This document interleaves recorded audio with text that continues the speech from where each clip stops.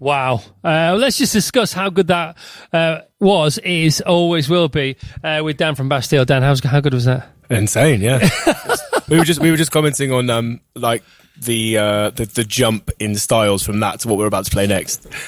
Yeah, but it's what a lineup in that band. Oh right? My goodness me! And they had the tour booked, because it's a fun project. So yeah, it must be. I think the tour was like the thing they were looking forward to. They said, oh, "What the heck? Let's do the album as well." And now they can't do the blaming tour. I know we've had this conversation 1,000 times, but it is so frustrating. It must be really gutting. Yeah, it's what a supergroup. It's ridiculous. Yeah, supergroups of old, of course. Have you been tempted? Have you been lured into one yourselves? Have you been near any supergroup action? Not really. Or I just haven't been invited. Yeah, maybe we should get the call. Maybe he's done it on his own without telling you. Yeah, you know, sorry, mate. Yeah. He's pesky. So look, WKD is how I remember everyone. You know that. Yeah. Okay, so you got Will, we got Kyle, yeah, you got Dan, you got Woody, Chris Woods, but we've got two new boys at the back there. We do. Well, we've got Charlie Barnes. Sorry, Charlie. Hi, Charlie. How are you? An insanely talented multi-instrumentalist, and Ritipo. Yeah. Also known as John G over here. Yeah. Who's he plays on Surviving, so we thought we'd get him along and sax everything. By the way, up. Great sax on Surviving, my friend. Loving that. Will, you all right at the back there? I'm wonderful. You are wonderful. That's exactly what you are. It's funny because when bands have been coming back in here, now thank heaven we can have you back in. Yeah, thanks. Playing live, they tend to strip back, but you've gone the other way, which is so Bastille. Well, we haven't had the chance to play any music live or together in a really long time, so we've been super excited about this morning. It's so funny because everybody's so grateful. Yeah, it's weird, isn't it? All things that would have just been part of it before. Now everyone's like, "Oh my gosh, we're together!" I know. A sound check. I know. What's one of those? Yeah. How does it feel? It's this now. Yeah. It's great. We were rehearsing yesterday, and because we've mainly just been playing new songs, we played this one, Good Grief, and it's immediate flashbacks to like being on tour, like the sort of old life, and it was very surreal. So yeah, it's nice. It's exciting. Okay, now you do have a date booked, an optimistic date for mid 2021, don't you?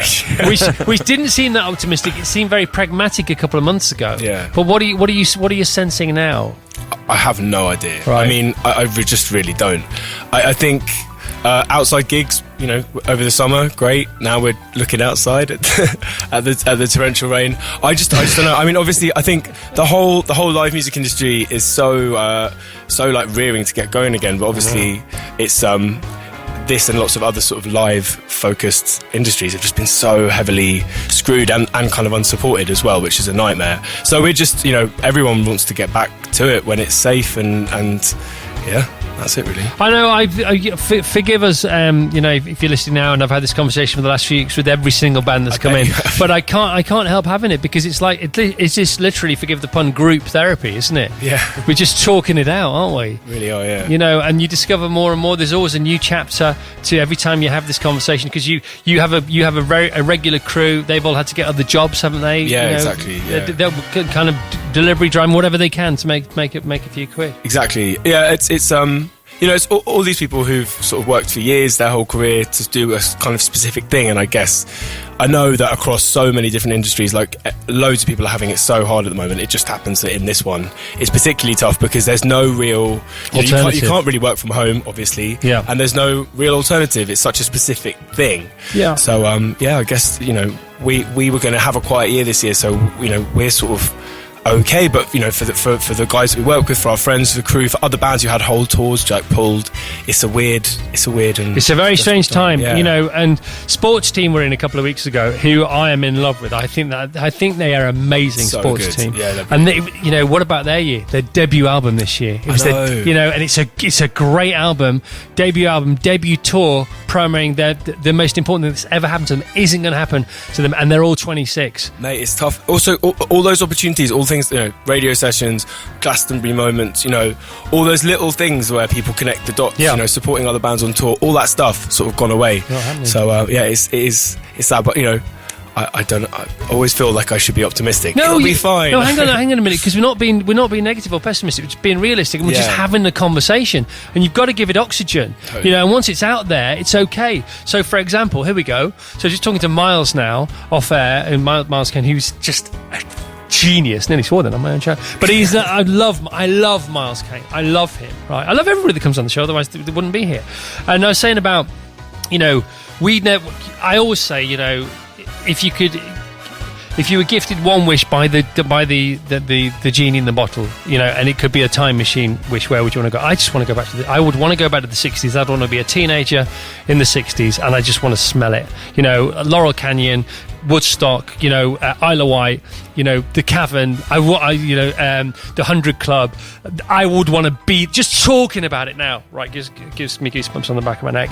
But I think we might get, not the same, but we might get a similar explosion of creativity when we can do things again, you know, en masse. Yeah. Because the cork has never been put in the bottle like this since the Second World War. I know it sounds dramatic, but when you lot can all do your thing again, we will all want to come and see you, and you're going to be we're all going to be so grateful. You're going to get the best audiences, and the audience is going to get the best performances, and I just can't wait for that moment. God knows when it's going to be. I really hope that there's I guess the thing with this and this pandemic, it's so messy and complicated, and I think the sort of Hollywood narrative in all our heads is that they'll be like, oh, there's a vaccine, there's an end date, boom, done, everything back to normal. I think as wonderful and cathartic as that would be, I think, you know, we'll see. But you're right. I mean, that first gig that we get to go back to, the one that we play or the one that we go to as fans, is going to be the most happy, excited, receptive crowd you could possibly imagine. Well, let's have the other question that we've been asking bands on a Friday. Actually, one of them asked it me, and then I've been carrying it on. Can you remember your first pint you were allowed when lockdown was lifted or loosened, and where it was? Your first drink in a public place. First of all, let's go to my friend Woody. I don't know why. See, Woody's like, yeah, I know where mine was. Thirsty, don't I? I look real thirsty. I was up at a pub called the White Thorn up on Dartmoor, near Plymouth. Right. Pint of cider it was. Yeah, I had a pint of cider. That was my first one. Good, isn't it? Well, I don't normally drink cider. I don't know what came over me. I was just so grateful. By the way, how was the hair during lockdown? You know, how were you with the hair? Was it okay? I'm glad someone finally asked. Like, no one cares anymore. It was tough, but we got through it, the hair and I. But yeah, good looking. Back stronger. God, I wish I had the option. Right, Dan, first drink. Just a pub around the corner from my house. Outside, yeah, being, you know, trying to be safe. What was it? I can't remember. Which is terrible. It's probably like a pint of wine. A pint of wine? Yeah, probably. Good answer. Yeah. Second only to a pint of Pernod. What about you? What was yours? My cider. Ice cider. In a pub around the corner from where we live. A pint of, more ice than cider. It was absolutely gorgeous. Carl? Pint of lager down in Tooting. Yeah. And did you sort of, you know, with the messages furiously exchanged saying, we can go out again, we're going to meet you here, let's go out now? Yeah, pretty much. So I'm pretty lucky. I've got like a huge group of friends who I got them all down. Yeah, and that's the end of the sentence. Yeah. Who basically all live within about. And about then we were on the news. Yeah. On the news, please. Actually, yes. But we all live in about between 2 and 3 miles of each other. Right. So you send a message, and in 5 minutes you can be in the pub with like your best mates you grew up with. Yeah. And that was it. As soon as it was open, we were like, right, in the garden, that first pint. Yeah. And then that's where we ended it, because we got to be responsible. Yeah. Well, you were allowed 15 people. You're allowed 15 pints actually. Yeah. So forget the people, bring on the pints. Will. I met a friend for a coffee, but it was in a place that sold alcohol, and I had about 7 old fashions, but I started at 1 in the afternoon. Strong. I mean, an old fashioned sounds good. You might think you're in a film when you're sipping an old fashioned. Yeah, you just don't look like that. Seven is. But it started at 1 in the afternoon. Yeah. And I got looks from the guy I was at the bar. He was just like, "You want an old fashioned?" I was like, "Yeah, to go with my croissant. What's wrong with you?" Yeah. Right, Charlie. It was in lovely Lichfield, where I live, with my dear friend DJ Rob Day. Yeah. And I just had, again, just a classic lager. Nothing wrong with that. And it tasted all the sweeter for the friendship. Cooking lager, we used to call it. Session lager. If it's less than 4%, it's cooking lager. Because you can go all day, my friend. Well, we could in those days. What about you, Ripto? I was at the Toby Carvery with my dad. Yes, mate. And a classic pint of London Pride. Nice, good, all right.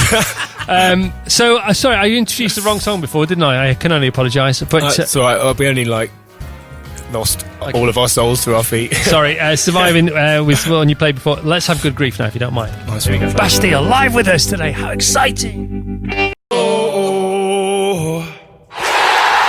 Awesome. How was that? Really fun. Oh man, yeah. Come on, tell me what you're feeling. You're thinking something now. I just was when I was singing, I miss you. I was like, I miss touring, and I miss the old life. Yeah, no. It's so funny because last time you came in, you were in the groove and you're in the mix and you're in the middle of things, and you never take it for granted, and you always give it all the beans. But I could tell, we were part of a schedule. Yeah. Doesn't feel like that anymore, does it? Not at all. Look at you. Buzzing, absolutely buzzing. I've never been more excited to play to a bright grey office. Also, obviously, this setting is insane. Getting to have all of London behind you. Yeah, and by the way, people can watch this because we're live streaming on Facebook. And if you can hear this and you're missing it, then it'll be on our YouTube channel forever after you go off the air today. So I think we're going to almost go straight into another song now. But before we do that, John Ritipo Moore, we have a live saxophonist on the programme, so we just have to have a bit of Pink Panther. I'm sorry, it's got to happen. Come on, it's got to happen. I don't care.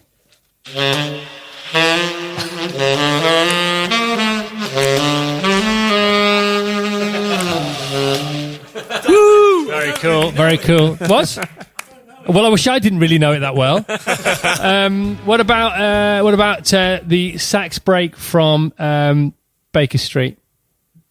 Can actually give you This Morning Television. Okay, go on.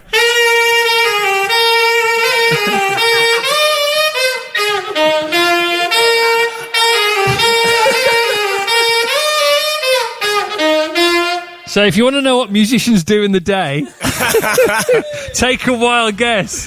Brilliant. That is awesome. That is absolutely awesome. It's a one other week. What about Careless Whisper?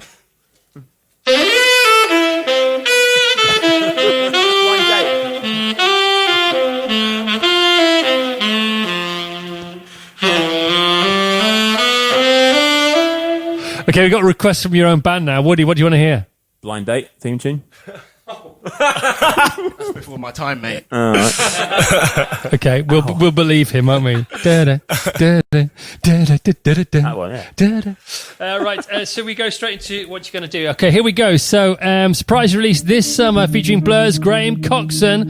What are you going to do once again? Bastille live from the 17th floor of the News Tower.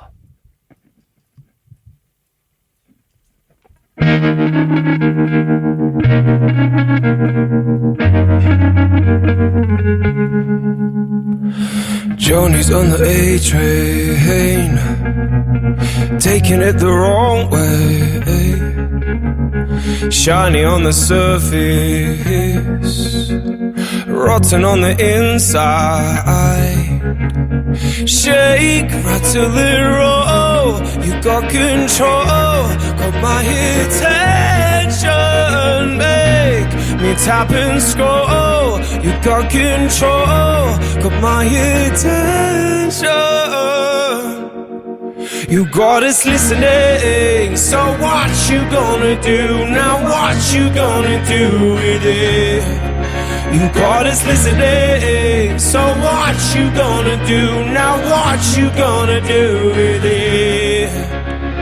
Make me paranoid, love me, hate me, fill the void. What you gonna do with it?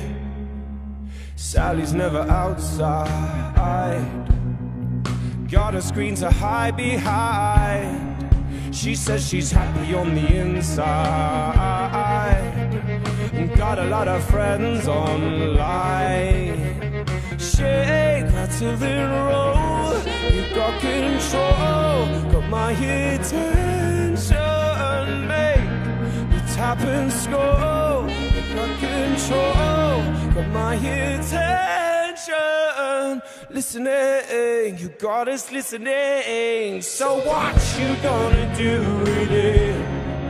You got us listening, so what you gonna do now? What you gonna do with it? Make me paranoid, love me, hate me, fill the void. What you gonna do with it? So who am I? You decide. Inside out, you read my mind. What you gonna do with it?